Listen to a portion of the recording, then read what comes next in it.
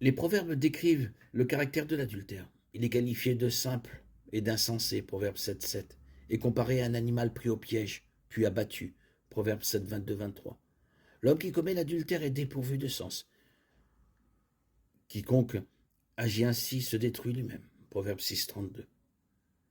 Finalement, l'auteur du proverbe arrive à cette conclusion terriblement sinistre au sujet d'adultère. Elle a fait beaucoup de victimes. Ses morts sont une multitude nombreuse. Sa maison est une route qui mène au séjour des morts, qui mène aux chambres de la mort. Proverbe 7, 26, 27.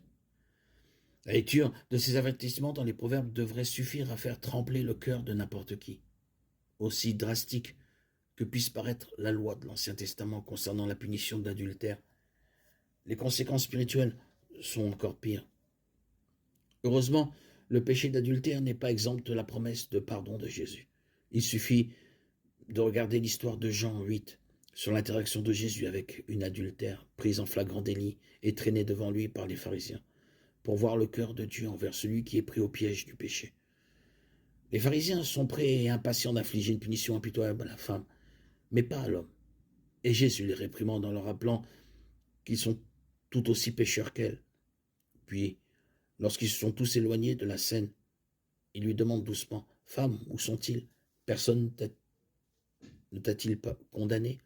Et elle répond, « Personne, Seigneur. » Ce à quoi il répond, « Alors moi non plus, je ne te condamne pas. Va maintenant et abandonne ta vie de péché. » Jean 8, 10, 11. Jésus est plein de grâce et de vérité. Il dit à la femme d'arrêter de commettre l'adultère et il lui pardonne.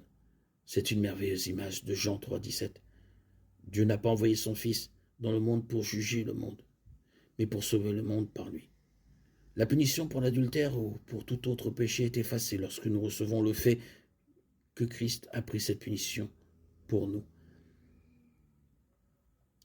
Et la parole a été faite chair, elle a habité parmi nous, pleine de grâce et de vérité. Et nous avons contemplé sa gloire, une gloire comme la gloire du Fils unique venu du Père. Jean 1, 14.